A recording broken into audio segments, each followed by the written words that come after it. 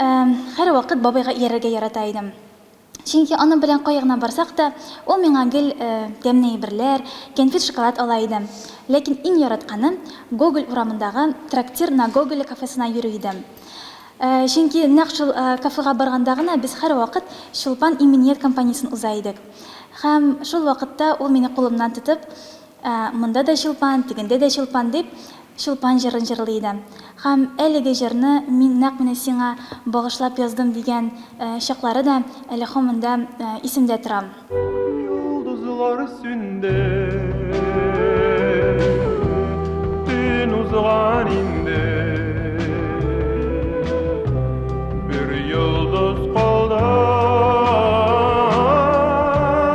ol Çulpan ide, ol Çulpan ide. Һәм иң кызыклысы, әлеге кафеда безнең үзебезнең шәхси стилебез бар иде. Һәм без анда килгәч, официантлар һәр вакыт безнең инде нәрсә алачагыбызны белеп, бабайга винегрет, миңа оливье алып киләләр иде. Һәм заказ көткән арада бабай миңа диварда сурәтләнгән фәрештәләр турында сөйләргә ярата иде.